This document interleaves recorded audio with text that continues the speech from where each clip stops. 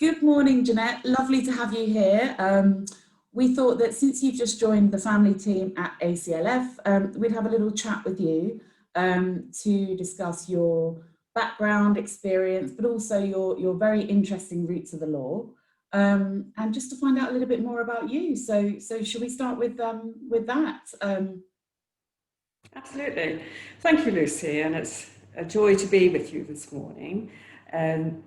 By way of background, I've had quite a varied background. I wasn't initially in law at all.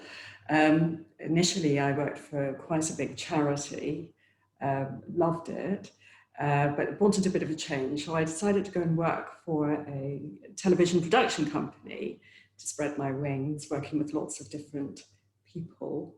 I then decided to get into law, and that really concentrated my mind. And I find a real love of it, not only for the problems that people have, but especially for family and everything that goes with family, basically.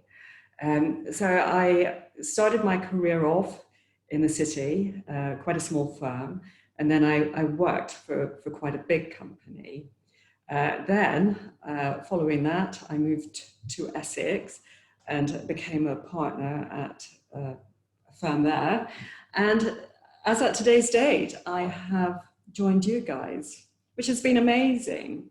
The nicest thing about a city law firm is its energy. I'm overwhelmed by the energy that all the directors have and the solicitors who work here.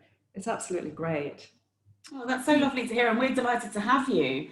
But also, your plethora of experience and all of those sorts of things that you can bring to the firm. You know, we're historically very well known for LGBTQ work and the surrogacy work that we've done in the past. And is that something that you're looking to kind of sink your teeth into and get? Oh, absolutely.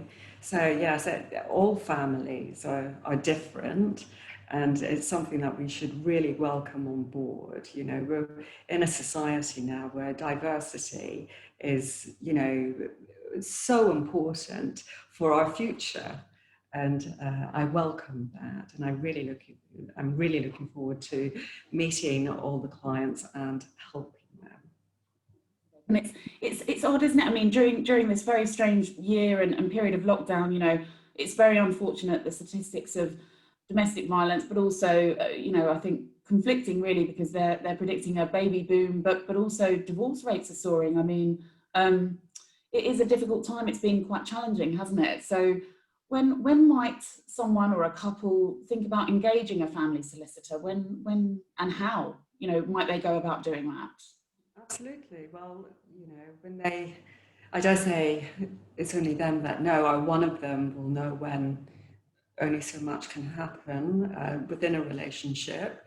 You may want to, priority really is the children, because it has a massive impact on children, and you must really put those children first, their emotional welfare first. So really, if you think things are not going so well, it's always good to chat. It doesn't mean to say it's going to be the end of the relationship at all. Even getting some independent legal advice may lead you to think, oh, well, that's definitely not what we want. We certainly don't want to do that. We might go back and have another talk about that. But certainly some people do come to the end of their tether, and that is when, you will need legal advice, especially if there are children concerned. What I tend to do is give direct advice, but also be empathetic, because there is no point to getting a legal advisor who has neither of those skills. Sorry, Janette. I was just going to say, what's your approach in terms of, do you partner with divorce coaches or mediators? What would be your approach in terms of, a couple coming to you for the first time? What I have to do is, it depends where the client is in their emotional journey. It very much depends. Sometimes, or most times, I can work with clients without them going to see an emotional coach But sometimes things are just so bad, and there's been lots of articles about it recently regarding everyone's mental health and their emotional welfare. That you do have to take. There has to be a view taken whether you do need counselling hand in hand with seeing a solicitor, or whether you're able to manage those emotions with your solicitor alone. In my case, I've been able to manage my clients' needs without an emotional counsellor being on board. But of course, all of this need family support or friends who support us. All of us need that in our lives. So, because it's not, of course, your family that is your immediate family that are affected. It ripples through, grandparents, aunties, uncles, nephews, nieces. Everyone gets to know about it. I always feel that you can try your best to,